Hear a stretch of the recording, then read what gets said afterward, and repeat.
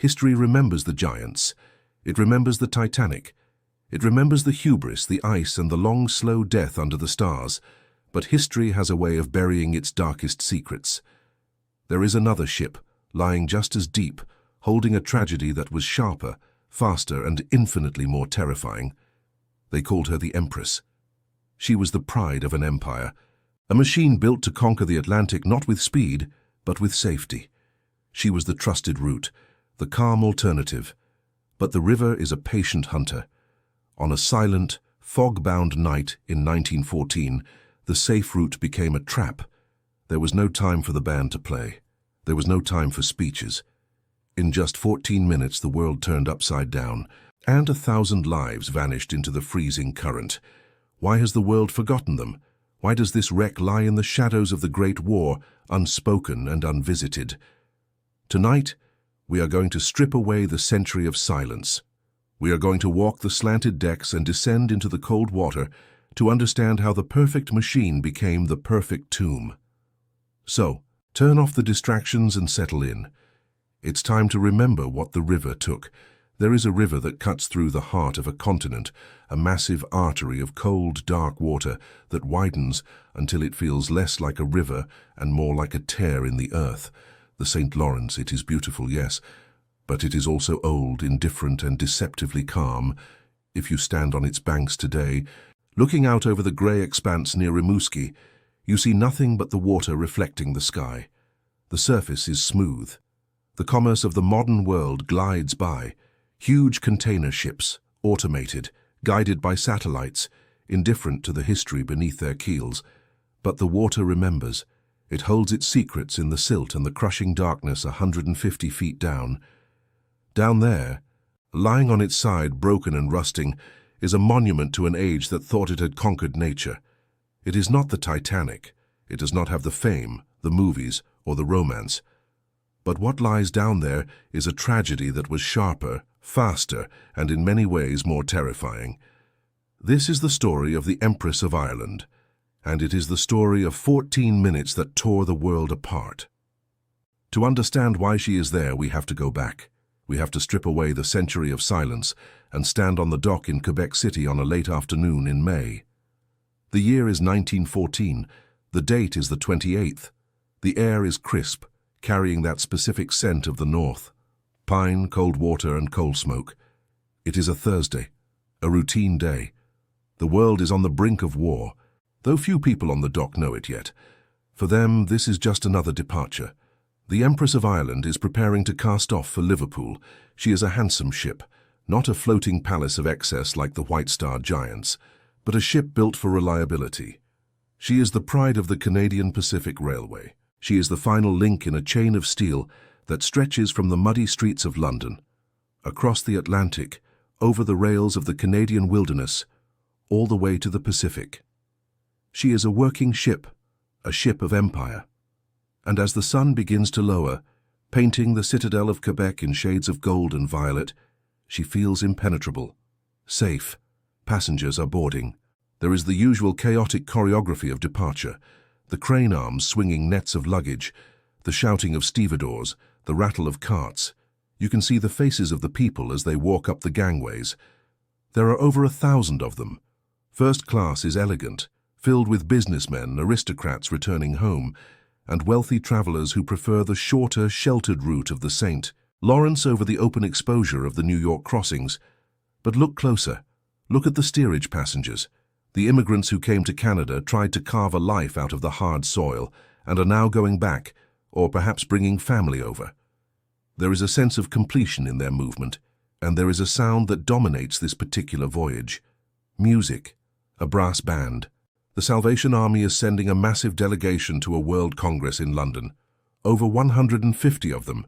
Bandsmen, families, leaders. They are carrying instruments, silver cornets, tubas, drums. As they board, there is a jubilant, almost holy atmosphere. They are singing.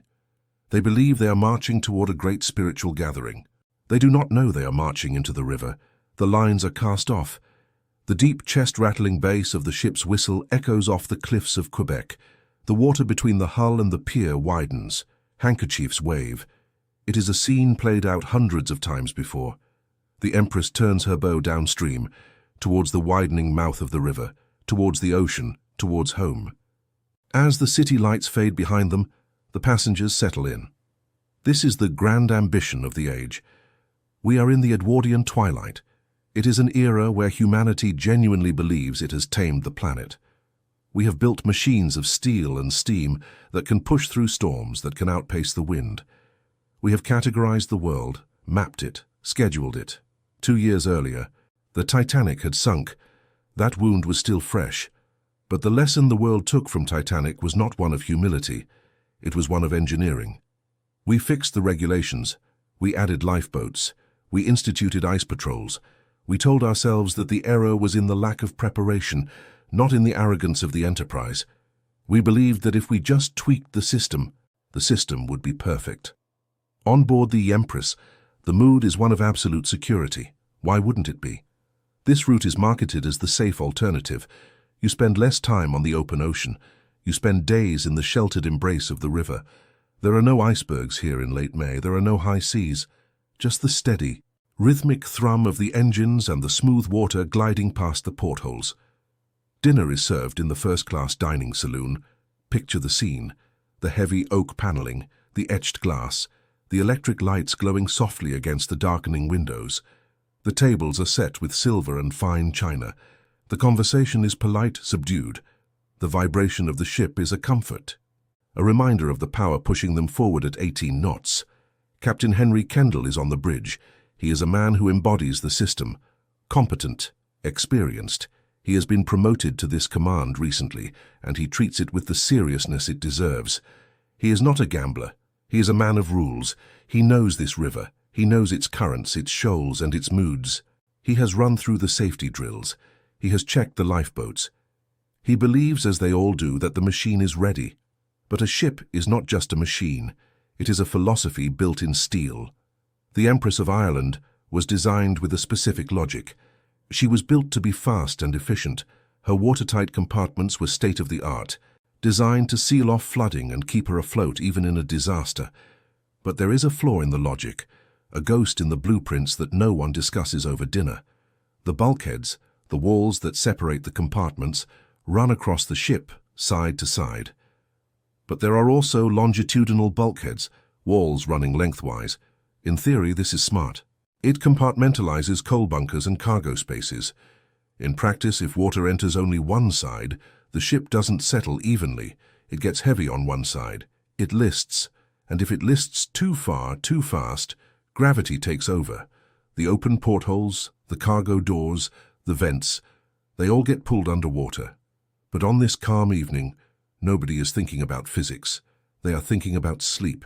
By late evening, the ship has moved past the narrower parts of the river and is entering the estuary. The river here is massive, nearly 30 miles wide. It feels like the ocean, but the water is still fresh, still fed by the Great Lakes. The passengers retire to their cabins. Let's go below decks for a moment. Down past the mahogany of the first class, past the modest comfort of the second class. Into the belly of the ship. This is the domain of the human chain. The stokers, the trimmers, the greasers, the men who feed the beast. It is hot down here. The air is thick with coal dust and the smell of oil. The furnaces roar, hungry for the black rock that powers the empire. These men work in shifts, stripped to their waists, their skin coated in grime. They are the heartbeat of the ship. When their shift ends, they don't go up to the promenade to gaze at the stars. They go to crew quarters located deep in the hull, often near the bow or along the waterline. They sleep in tiered bunks, packed tight. They trust the steel walls around them. They trust the officers on the bridge. They are tired. The rhythm of the shovels, the clang of the fire doors, the hiss of steam. It's a lullaby of industry. They drift off believing that when they wake they will be further east, closer to England. They do not know that they are sleeping in a steel trap. Above them, the night is changing. It is the early hours of Friday, May 29th. The Empress reaches the station at Pointe-au-Père, Father Point. This is the pilot station, the place where the river pilot, the man who guides the ship through the tricky currents from Quebec, gets off. The transfer is routine. The engines stop. The pilot climbs down the rope ladder into a small tender. Captain Kendall watches him go. He is now fully in command again. He rings the telegraph. Full speed ahead. The ship shudders as the propellers bite into the water. She begins to pick up speed, aiming for the open sea. Kendall stands on the wing of the bridge. The air is clear. He can see the lights of the shore receding. He can see the stars. Visibility is perfect. He scans the horizon, and there, far off in the distance, he sees the masthead lights of another ship. It is coming upriver, heading inland. It is a collier, a coal ship, the Storstad. The Storstad is the antithesis of the Empress. She is not built for passengers. She is not built for comfort. She is a brute. Low in the water, heavy, reinforced to carry massive loads of coal from the mines of Nova Scotia into the industrial heartland of Montreal. She is Norwegian flagged, crewed by tough men who live a hard life. Her bow is sharp, a vertical chisel of steel designed to cut through ice. Kendall sees her lights. He estimates her distance, about 6 miles away. He notes her position. She is off his starboard bow. Under the rules of the road, the sacred laws of maritime navigation, the situation is clear. The two ships should pass starboard to starboard, or perhaps port to port, depending on how the angles evolve. But at this distance there is no danger. They are two specks of light on a 30-mile-wide river. There is room for 1,000 ships between them. Kendall alters his course slightly to widen the gap. He is being prudent. He wants to give the other ship plenty of room. He steadies the Empress on her new heading. He watches the Storstad's lights, green to green, safe. And then the river plays its oldest trick. It starts as a blurring of the horizon, a softening of the hard line between the water and the sky. Then the shore lights dampen, turning into fuzzy halos. Fog. It is a common predator on the St. Lawrence. The cold water meets the warmer air, and the world simply vanishes. It doesn't roll in like a storm, it materializes. One moment you can see for miles, the next you cannot see the bow of your own ship. Kendall sees the bank of white advancing from the shore. He knows what this means. He is losing his eyes. The age of confidence, of steel and steam, suddenly becomes primitive again. In the fog, technology means nothing. Speed means death. He reacts instantly. He is a good captain. He orders the engines to full astern to scrub off his speed, then stop. He wants the Empress to be dead in the water or moving very slowly until the visibility clears. He is following the book. He pulls the lanyard for the ship's whistle. A blast of steam erupts into the night. One long blast. In the language of the sea, this tells the other ship, "I am underway." He waits. The sound is swallowed by the damp cotton of the fog. Seconds tick by. Then out of the white void a response, a whistle from the Storstad, one long blast. "I hear you, I'm underway." The two ships are now invisible to each other. They are connected only by sound. But sound in fog is a liar. The density of the air, the layers of temperature, they can bend sound waves. A whistle that sounds like it is coming from the right might actually be coming from dead ahead. A sound that seems distant might be terrifyingly close. Kendall is nervous. He stares into the grey wall. He cannot see the Storstad's lights anymore. He has lost her. He assumes, because he must assume, that the collier has maintained her course. If she has, they will pass safely. Green light to green light, unseen but parallel. He blows the whistle again, this time 2 long blasts. "I am stopped. I have no way upon me." He is telling the invisible ship, "I am stationary. You can pass me." From the void, the Storstad answers, 1 long blast. "I am coming." On the bridge of the Storstad, the perspective is different. The chief officer, Alfred Toftenes, is in charge. Captain Anderson is asleep in his cabin. Toftenes sees the fog swallowing the Empress. He assumes, because he must assume, that the liner will keep moving across his bow and pass port to port. He doesn't slow down as much as he should. He is carrying a heavy load. Momentum is a difficult thing to kill. He worries the current will grab his ship if he loses too much way. He trusts his eyes or what he remembers seeing with them. He thinks he saw the Empress's red light, her port side. He thinks she is passing him on the left, so he nudges the wheel. Just a little. He wants to counteract the current. He turns his ship slightly to starboard. It is a small movement, a few degrees. In the vastness of the ocean, it would mean nothing.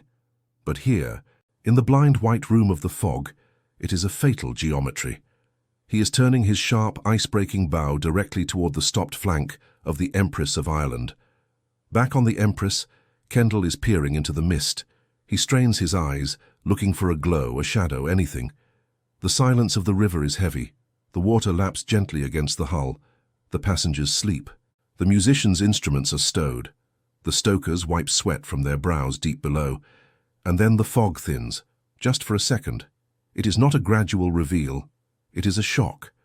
Out of the grey darkness, lights appear, not miles away, right there. Kendall gasps. He sees the masthead lights of the Storstad.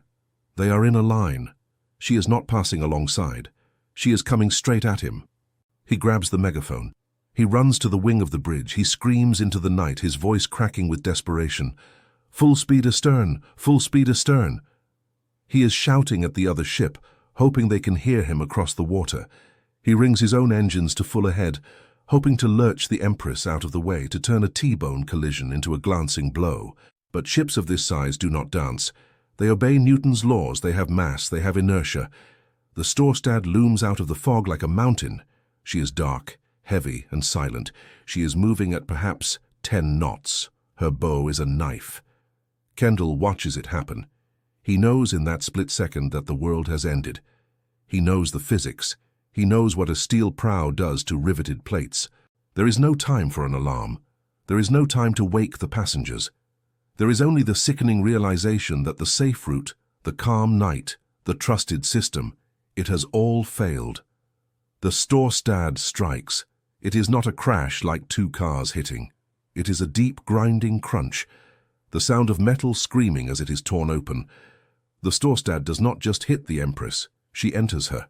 The collier's bow slices into the liner's side between the two funnels. It cuts through the steel plating like paper. It smashes through the ribs of the ship. It drives 25 feet deep into the hull. The impact shudders through the Empress. In the dining saloon, glasses topple. In the cabin, sleepers are jolted awake. "What was that?" they ask. "Just a rough patch of water. Did we hit a log?" But on the bridge, Kendall sees the horror. The Storstad is stuck inside his ship. For a brief, agonizing moment, the two ships are locked together. The Storstad acts as a giant plug, corking the hole she has just made. If she stays there, maybe, just maybe, the Empress can survive. But the momentum of the collier is still pushing forward, and the momentum of the Empress is still drifting forward. The physics of the river wrench them apart. The Storstad scrapes along the side of the liner and pulls back into the fog. She vanishes as quickly as she appeared. She leaves behind a hole, a gaping, jagged wound on the starboard side. It is 14 feet wide. It spans two major watertight compartments, and it is wide open to the river. The water does not trickle in, it does not seep, it roars. It enters with the violence of an explosion, thousands of tons of water per minute. The grand ambition is over. The reality has begun. This is the end of the world as the passengers knew it. They have not unpacked their bags.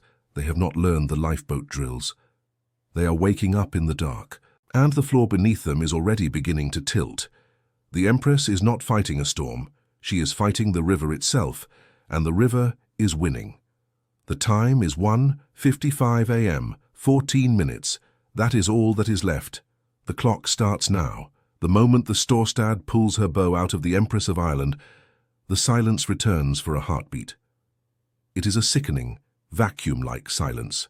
The grinding of steel has stopped. The collier drifts back into the fog, a ghost returning to the mist, leaving behind a wound that the mind struggles to comprehend. On the bridge, Captain Kendall feels the deck shift beneath his feet. It is subtle at first, a slight hesitation in the ship's rhythm, like a person stumbling on a curb. But then it changes. The stability of the floor, the reliable horizontal plane that defines life at sea, begins to dissolve. The ship is not just sinking, she is leaning. She is heeling over to the right, towards the wound, towards the pain. The grand ambition of the Edwardian age, the belief that we could engineer our way out of danger, dies in this gap between the two ships. The water that rushes in is not the romantic blue ocean of a travel poster. It is the St. Lawrence. It is black, freezing, and heavy. It does not flow like a stream. It hammers like a solid object. The hole is massive. 350 square feet of the hull are gone. It is as if a garage door has been opened below the waterline. The river does not need to search for a way in. It simply reclaims the space. Deep inside the ship, in the boiler rooms, the reality of the disaster arrives not as a warning, but as an execution. Remember the human chain? The stokers, the trimmers, the men shirtless and sweating in the heat of the furnaces? They are the first to know. For them, there is no confusion, no time to wonder if the ship has hit a log. The wall of the coal bunker simply disintegrates. Water hits the boilers. These are massive pressurized tanks superheated, driving the pistons that turn the screws. When the freezing river water strikes the red-hot metal, the physics are catastrophic. Steam explosions erupt, tearing through the bulkheads, scalding the air. The lights flicker. The dynamos are down here too. The heartbeat of the ship stutters. For the men in the starboard boiler room, the world ends in seconds. They are swallowed by a slurry of coal dust, steam, and icy water. There is no way up. The ladders are instantly impassable. The watertight doors, the safety systems designed by brilliant naval architects in warm offices in Scotland, are triggered. They begin to descend. But here is the cruelty of the machine. The doors are heavy vertical slabs of steel. They slide down tracks. But the ship is already listing. The angle is wrong. Gravity is pulling the doors against their tracks, creating friction. Some of them jam, others slam shut, sealing men inside with the rising water. The safe ship has become a tomb, and this is only minute one. High above, in the passenger cabins, the experience is different. It is terrifyingly quiet. The shock of the impact was felt, yes, a jar, a thud. But for many, it wasn't violent enough to scream, disaster. It felt like a rough docking, a heavy wave. People wake up in the dark, the engines have stopped. The soothing vibration that lulled them to sleep is gone. In its place is a new sound, a hissing, the sound of air being forced out of vents and crevices as the water displaces it. A passenger in second class sits up in his bunk. He reaches for the light switch. The bulb glows, but it is dim, orange, fading like a dying ember. He puts his feet on the floor. This is the moment the twist reveals itself. The floor is not flat. He has to lean to stand up. He looks at the porthole. It was a circle of black sky a moment ago. Now it is half covered by the waterline. The river is climbing the glass. He doesn't know it yet, but he is already fighting a losing battle against the design of the ship. The Empress of Ireland was built with longitudinal bulkheads. Imagine a wall running down the center of the ship, from front to back. This was meant to be a feature of efficiency, allowing for separate coal bunkers, keeping the fuel organized. But in a flood, this wall becomes a fatal liability. When the water pours into the starboard side, the central wall stops it from flowing to the port side. The weight is not distributed. It stays on the right. The ship becomes unbalanced instantly. It is like carrying 2 buckets of water and suddenly dropping one. Your body jerks to the side. The Empress is jerking. She is rolling over. If the water could spread across the entire width of the ship, she would sink deeper, yes, but she would sink level. She would stay upright. There would be time, hours perhaps, time to launch boats, time to wake the children, time to say goodbye. But the wall holds the water on the right. The list increases. 5 degrees, 10 degrees, 15. The furniture begins to move. In the dining saloon, the chairs slide across the polished parquet floor. The silver cutlery slides off the tables, chiming like bells as it hits the wall, which is becoming the floor. In the cabins, suitcases tumble from racks. The passengers are now wide awake. Confusion turns to panic. They try to open their cabin doors. But a door is a rectangle fitted into a rectangular frame. As the ship twists and bends under the stress of the water, the frames warp. The wood swells. The heavy latch mechanisms, designed to keep them safe and private, now bind them inside. People throw their weight against the mahogany.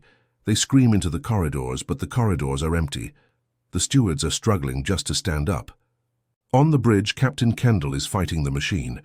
He knows the ship is dying. He can feel the sluggishness in the helm. He screams an order. "Drive her onto the beach!" He wants to run the Empress aground. The shore is only a few miles away.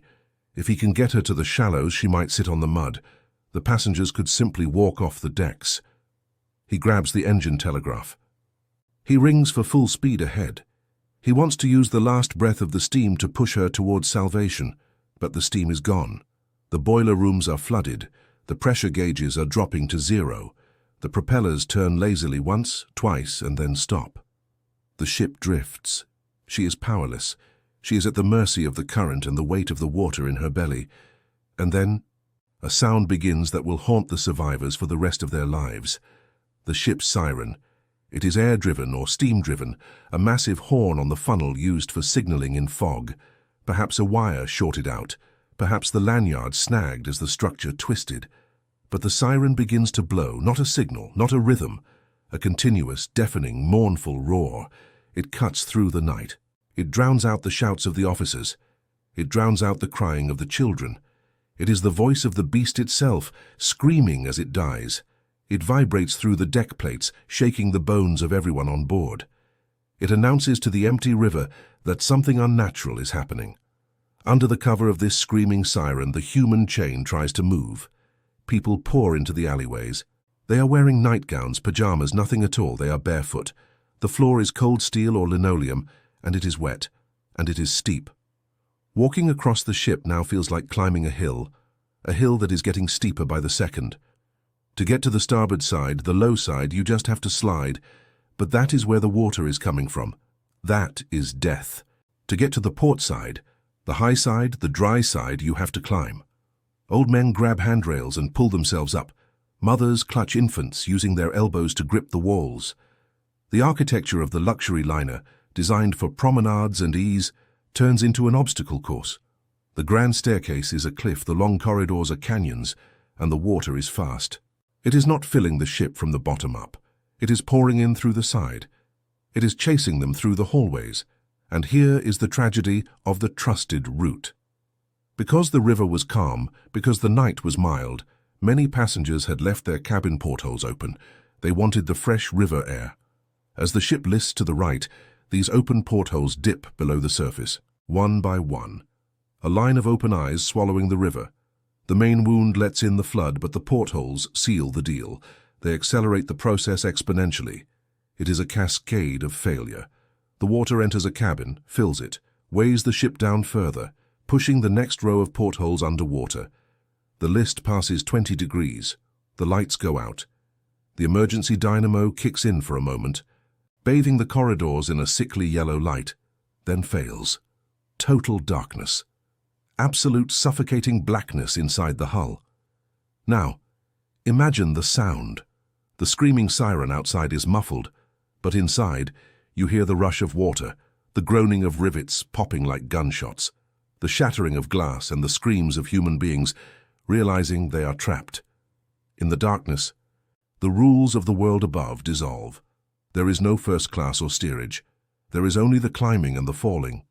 Those lucky enough to reach the boat deck find a new nightmare. The lifeboats.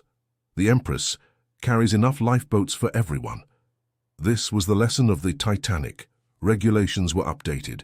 There are wood boats, steel boats, collapsible boats under canvas covers. The crew has drilled for this. They know the numbers. But they drilled on a level deck. The list is now so severe, approaching 30 degrees, that the geometry of the launch systems fails. Go to the port side, the high side. The deck is tilted up toward the sky. The lifeboats are suspended on davits, curved metal arms. To launch them, you have to swing them out over the side of the ship. But gravity is pulling them chamas in. They swing inboard, crashing against the deck houses, crushing anyone standing there. The crew pushes and shoves, boots slipping on the wood, veins popping in their necks, trying to force ton-heavy boats uphill against gravity. They cannot move them.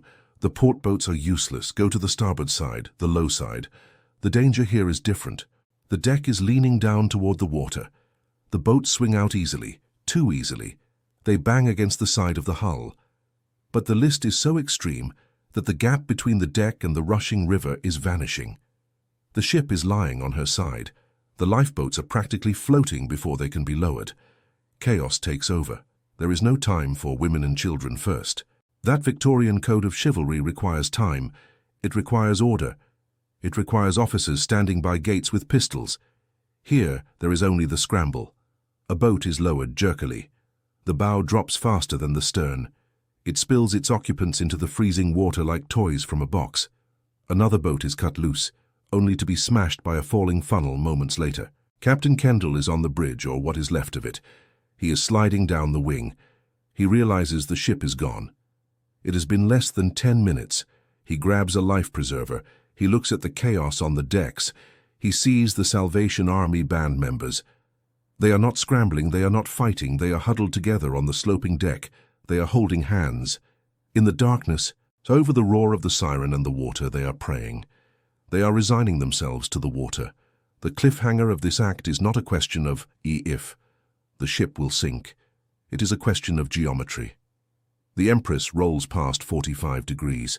The funnels strike the water. Great clouds of steam hiss as the hot metal hits the river. The deck becomes a wall. People who were standing on the floor are now standing on the walls of the deck houses.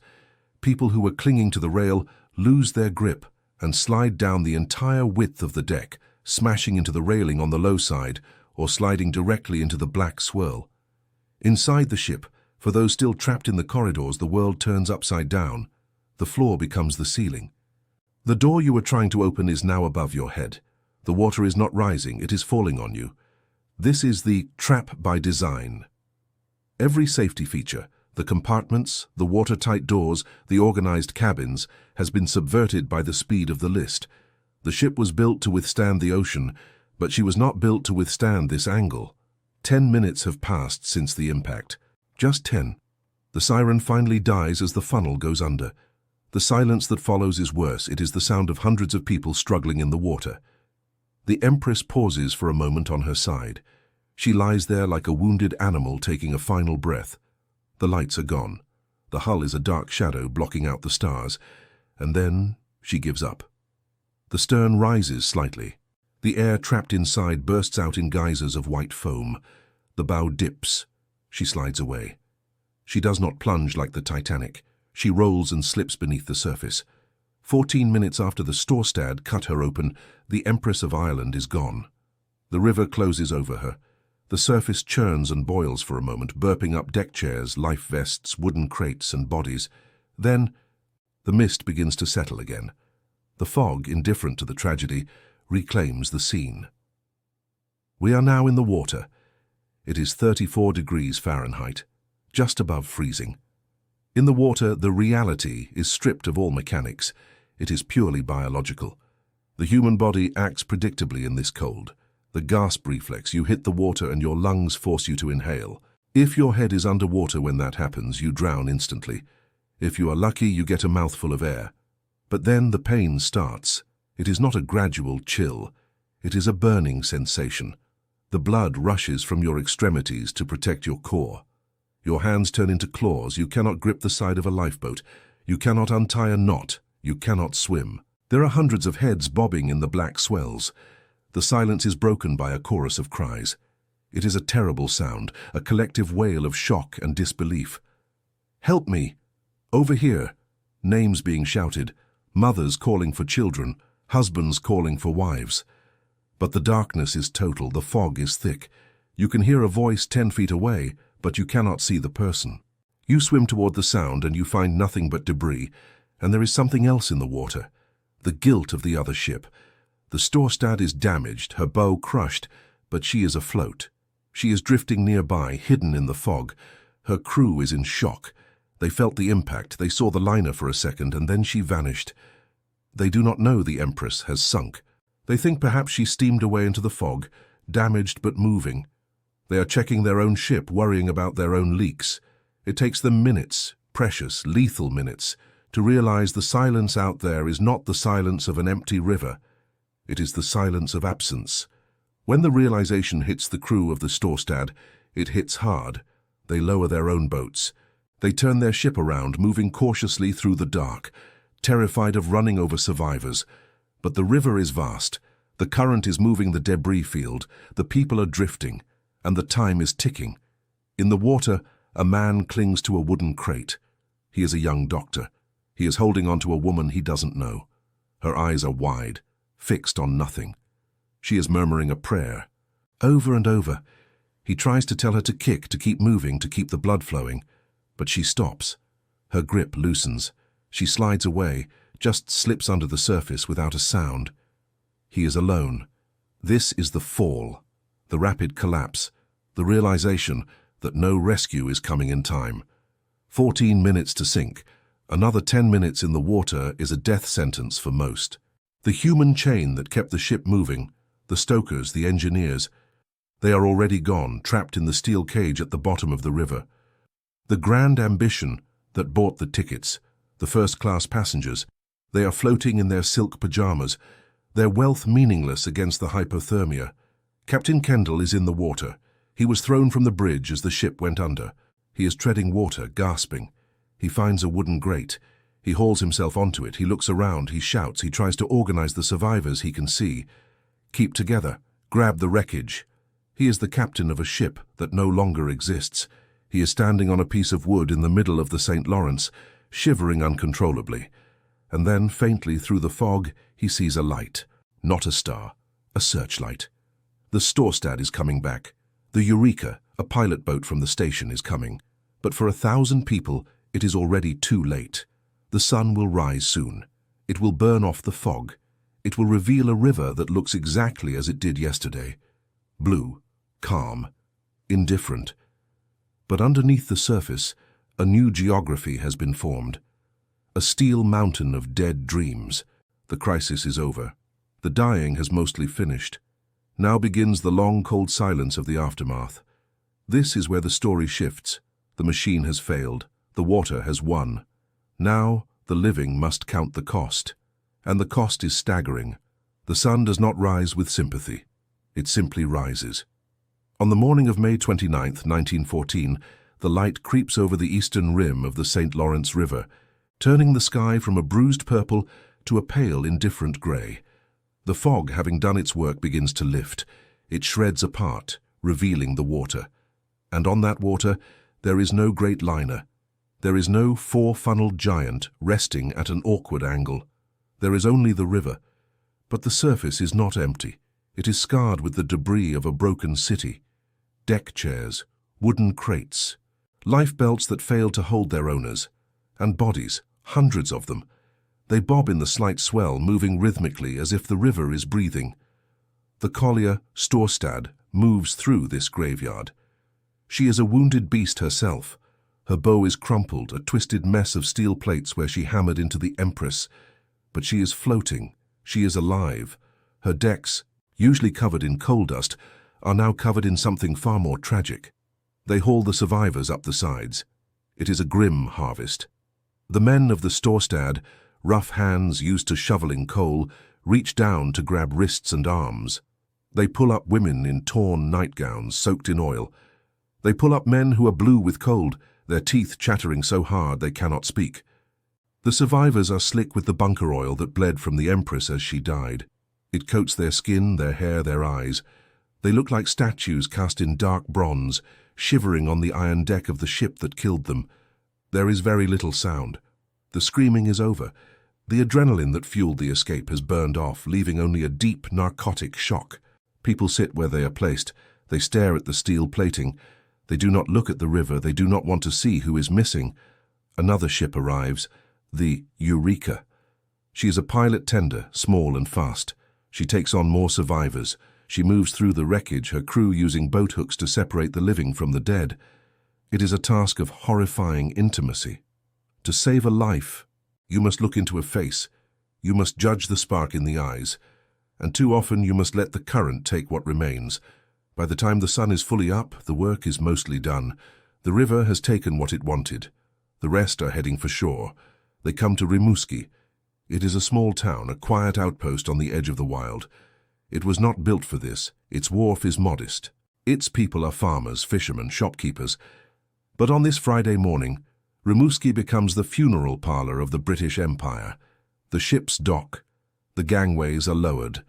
and the grand ambition of the previous night disembarks in rags. There are no classes now. The distinctions of the Edwardian era, first class, second class, steerage, have been washed away by the St. Lawrence. Our wealthy banker sits wrapped in a rough wool blanket next to a stoker who has lost his shirt. A society woman, missing her jewelry and her shoes, leans against a Russian immigrant who has lost his entire family. The cold is the great equalizer. The river is the great leveler. They are led into the town. The locals open their doors. They bring hot soup, dry clothes, whiskey. They turn hotels and warehouses into makeshift hospitals, and they turn the sheds into morgues. This is the chapter of counting the uncountable. The numbers begin to emerge, and they are numbing. There were 477 people on board, the Empress of Ireland. 465 survived. 1012 died. Let that number settle. 1012. It is a number that rivals the Titanic. In fact, in terms of passengers, the Empress was deadlier. On the Titanic, nearly 700 crew members died, inflating the total. But on the Empress, the passengers were trapped in their cabins. They never had a chance. The percentage of passengers lost is staggering. But statistics are cold. Let's look at the specific heartbreaking losses. The Salvation Army. The band that marched onto the ship with silver instruments and songs of glory, they were decimated. Of the 167 members of the delegation, only 26 survived. The band was wiped out. In the days that followed, the river would offer up their testimony. A drum washing ashore in the mud. A cornet battered and filled with silt glinting in the reeds. These were the artifacts of a joy that was extinguished in 14 minutes. And the children. There were 138 children on board. Only 4 survived. 4. The Empress was a family ship. It was not a ship for gamblers and tycoons. It was a ship for relocation. Families were traveling together, and because they were together, they died together. They died in their bunks, mothers holding infants, fathers trying to open jammed doors. The water took entire bloodlines. In the warehouse at Rimouski, the bodies are laid out in rows. It is a scene from a nightmare. The sheer volume of the dead overwhelms the capacity of the town to process them. They run out of coffins, they run out of space, they have to order wood from Quebec City. They have to bring in undertakers by train. Survivors walk the rows lifting sheets, looking for faces. The sound in that warehouse is a low, constant murmur of grief. It is the sound of names being whispered, then sobbed. Captain Kendall survives. He walks the shore, a haunted man. He was the master of the vessel. He followed the rules. He stopped his ship. And yet he stands on the dry land while his command lies 150 feet down. He feels the weight of every soul. The press arrives. The telegraph wires hum with the news. Liner rammed. 1,000 dead. River tragedy. The world is shocked. King George XV sends a telegram of condolence. The Canadian Parliament pauses. For a moment, the eyes of the globe are fixed on this quiet stretch of river. But human nature demands a villain. Tragedy without blame is unbearable. We cannot accept that a bit of fog and a few degrees of steering could kill 1,000 people. We need a monster. We need a scapegoat. So the machinery of justice begins to turn. A commission of inquiry is established. It is held in Quebec City, in a grand room with high ceilings and stern portraits. The man presiding is Lord Mersey. He is a man of the establishment, a British jurist with a sharp mind and a low tolerance for ambiguity. He is the same man who presided over the Titanic inquiry 2 years earlier. He is becoming the coroner of the steamship age. The inquiry is theatre. It is a collision of narratives. On one side you have Captain Kendall and the Canadian Pacific Railway. They are the establishment. They represent the empire, the mail service, the system. Their story is clear. The Empress was stopped. She was dead in the water. The Storstad came out of the fog and rammed her.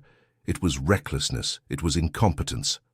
On the other side, you have the Norwegians, Captain Anderson and Chief Officer Toftenis of the Storstad. They are outsiders. They speak English, but it is not their first language.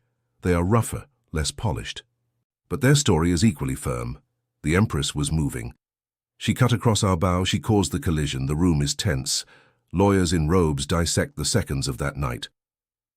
Did you blow 2 whistles or 1? Did you see the masthead lights? Was the wheel hard aport? They bring out diagrams, they bring out models of the ships. They push the little wooden boats together on a table, trying to recreate the physics of the crash. But the truth is slippery. It is hidden in the fog. The testimony reveals the fragility of the system.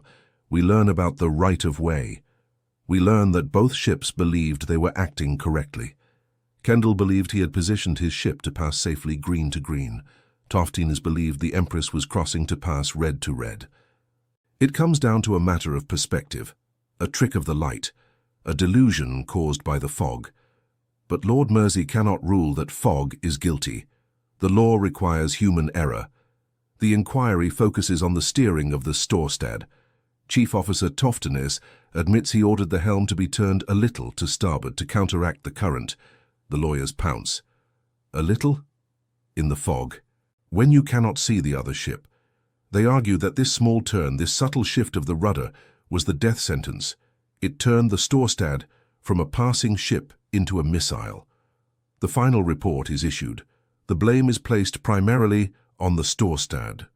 Toftinus is found negligent for altering his course in fog.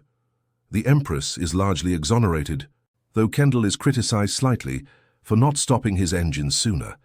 It is a legal victory for the Canadian Pacific Railway, but it feels hollow, because the inquiry also reveals something more disturbing.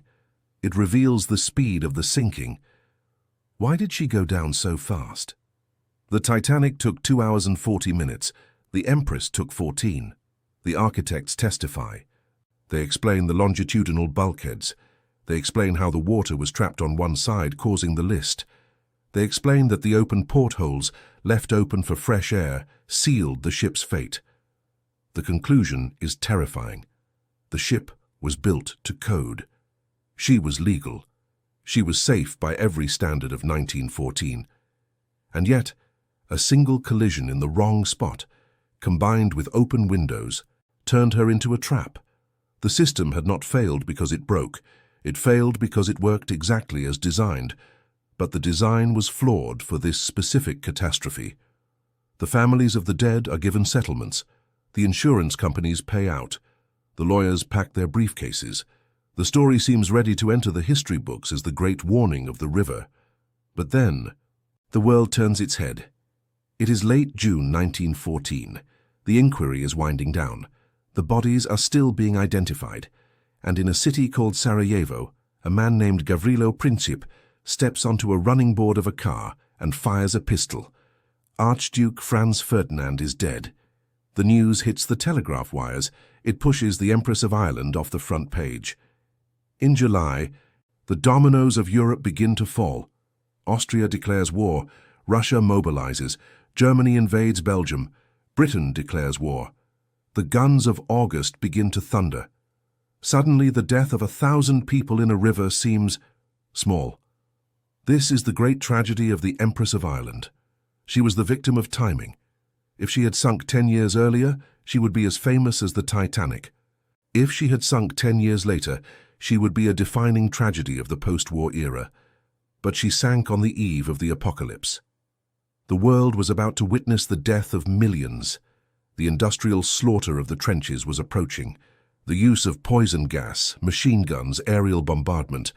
The scale of death was about to expand beyond human comprehension. In the face of the Great War, the Empress of Ireland became a footnote. Who has time to mourn a single ship when the entire civilization is on fire? The survivors of the Empress found themselves in a world that didn't want to hear their story anymore. You survived a shipwreck. That's terrible. My son was just killed at Ypres. My husband was gassed at the Somme. The trauma of the disaster was swallowed by the trauma of the war. Even the wreckage was forgotten. The Canadian Pacific Railway hired divers to recover the silver bullion and the mail from the ship's strong room. It was a dangerous, dark operation. Divers descended into the silt-filled hull, blowing open safes with dynamite, retrieving the gold bars. They recovered the money. They recovered the mail, but they left the rest. They left the bodies that were trapped deep inside. They left the luggage. They left the open portholes. The divers surfaced, the salvage ships sailed away, and the river reclaimed its silence. The Empress settled into the mud. The currents of the St. Lawrence began to bury her. The silt covered the hole in her side. It covered the bridge where Kendall had stood. It covered the name on the bow. She became a lost story. But stories do not disappear just because we stop telling them. They wait. The wreck lies in cold, fresh water. It preserves things. Wood does not rot as fast as it does in the ocean. Leather shoes remain intact. Suitcases hold their shape. Down in the dark, the ship is frozen in 1914. It is a time capsule of that final innocent moment before the world changed. If you could go down there, and people will decades later, you would see the open promenade decks where the band played. You would see the dining saloon where the glasses slid off the tables. But for now, in the years following the disaster, she is simply a hazard to navigation marked on a chart. A shadow on the riverbed. The families of the victims are left with a quiet, private grief. There are no blockbuster movies. There are no traveling museum exhibits. There is only the empty chair at the table, the missing father, the lost child. The Salvation Army holds a memorial every year. They remember. They march to the spots where the bodies are buried in Toronto, in Rimouski. They play their brass instruments. But the melody is lonely. Captain Kendall survives the war. He goes back to sea. He is torpedoed once, survives again. He is a man who cannot be killed by water. But he never speaks of the Empress. It is a shadow that walks behind him, a silence he carries to his grave. And the Storstad, the ship that killed the Empress, she is repaired. She goes back to work. She is a beast of burden, and she has no memory. But the war finds her too. In 1917, she is torpedoed by a German U-boat in the Atlantic. She sinks. The evidence of the collision, the bow that sliced the liner open, is sent to the bottom of the ocean, far away from the St. Lawrence. The actors leave the stage. The curtain falls. But the echo remains. Act 4 is about the legacy. It is about the things that linger when the noise stops. We have counted the dead. We have assigned the blame. We have watched the world turn its back. Now, we must ask, what is left? Why does this story matter a century later? Is it just a ghost story? Or is it a warning that we have forgotten how to read? The river flows on. It is indifferent to our questions, but the ship is still there. And as the 20th century marches on, with its new wars, its new technologies, its new arrogance, the Empress of Ireland waits in the dark. She is the invisible teacher. She holds lessons about design, about hubris, about the terrifying speed of failure. She waits for us to come back. She waits for us to remember, because the fog is always waiting and the water is always cold. The river is a patient keeper. It does not give up what it has taken. For decades, the Empress of Ireland lay in the silt of the St. Lawrence, 150 feet down. She was not a tourist attraction. She was not a protected site. She was simply a massive obstruction on the charts, a place where fishermen lost their nets. The water down there is pitch black. The current runs at 5 knots, a relentless, invisible wind that pushes against anything standing in its way. The temperature hovers near freezing, preserving the wood, the leather, and the bones. While the world above moved on, fighting a great war, then a depression, then another war, the ship began to settle. The riverbed is soft mud. The Empress sank into it, burying her wounds. The hole made by the Storstad disappeared into the clay.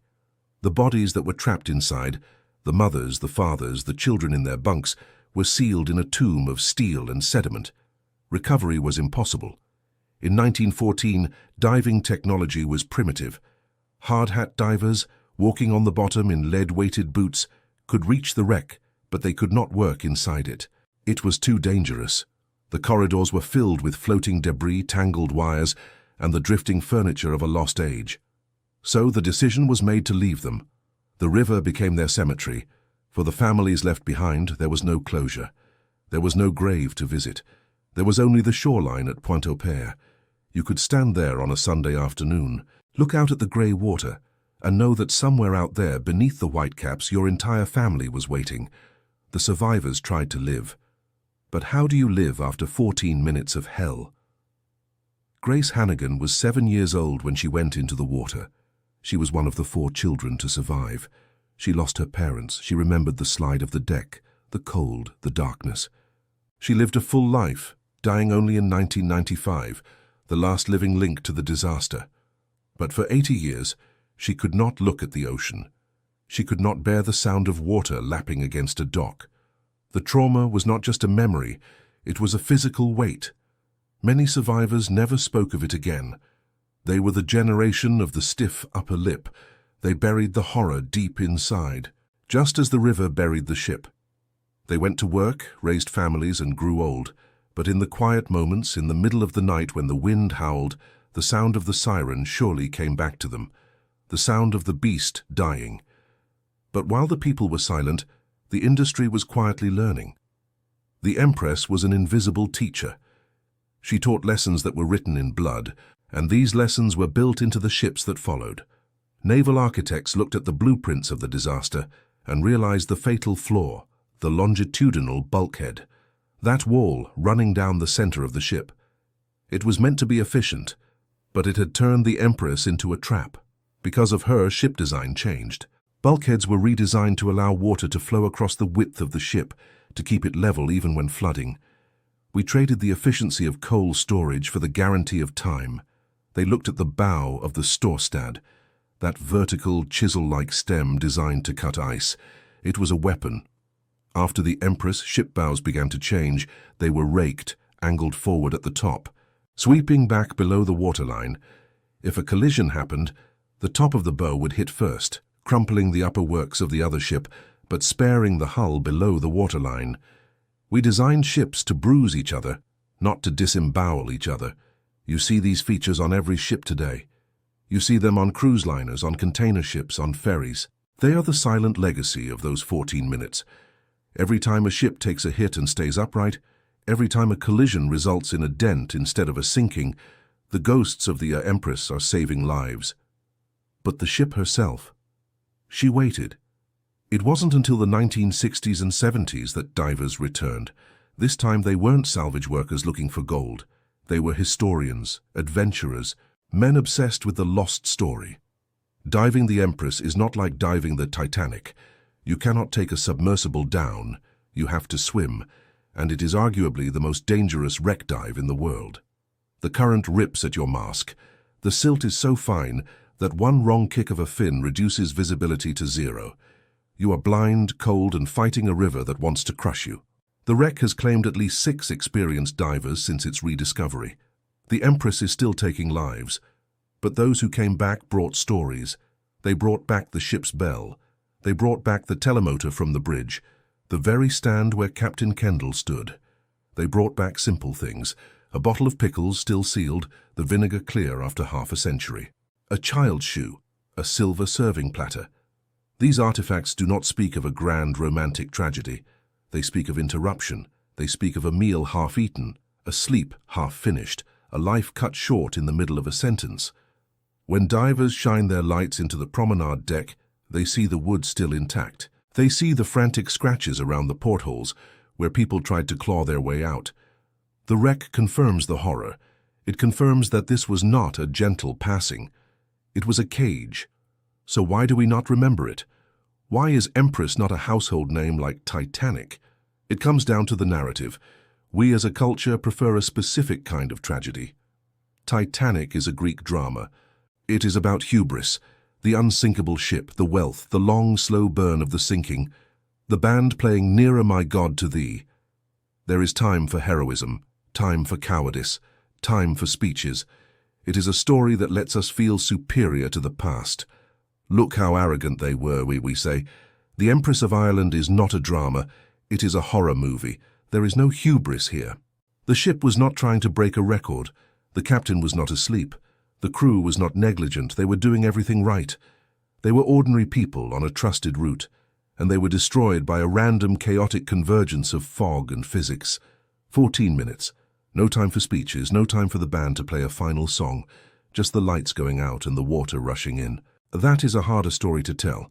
It is a story that says, you can follow all the rules, you can trust the system, you can be safe and prudent, and the monster can still get you. It strips away our illusion of control. The Titanic high tells us we need to be humble. The Empress tells us we are vulnerable. and we don't like to feel vulnerable, so we pushed the story aside. We let the war overshadow it. We let the years bury it. But today we need this story more than ever. We live in an age of complex systems. We trust our lives to algorithms, to automated traffic control, to global supply chains, to medical protocols. We believe, just as the Edwardians did, that we have engineered the danger out of existence. We believe that if we have a backup system, a fail-safe, a regulation, we are safe. The Empress of Ireland lies in the dark as a counterpoint to that faith. She reminds us that systems are fragile, that a single unforeseen variable, a patch of fog, a misunderstood whistle, a jammed door, can bring the whole machine crashing down. She reminds us that safety is a relative term. The passengers who went to sleep on May 28, 1914, were safe. Until they weren't. If you go to Rimouski today, there is a museum. You can see the bell, you can see the footage of the wreck. You can stand by the mass grave where the unidentified are buried. The grass is green, the stones are weathered. The river flows past, wide and blue. It looks innocent. It glides over the grave of the ship without a ripple. The Empress is gone. The steel is slowly rusting away, dissolving into the water. In another 100 years she might be gone entirely, reclaimed by the geology of the earth. But the echo remains. It is the echo of a whistle in the night. The sound of two ships calling out to each other in a void, neither knowing that they are screaming towards their own destruction. It is a warning to watch the horizon, to respect the variables we cannot control, to understand that no matter how much steel we build, no matter how many radars we install, we are always just guests on the surface of a wild planet. The story of the Empress of Ireland is not just about a ship that sank. It is about the cost of trust. It is about the fragility of the human chain. And as you lay back in the safety of your home, listening to this, remember the feeling of that night, the quiet, the routine, the confidence. Seen clearly or not, the fog is always waiting, and the water is deep.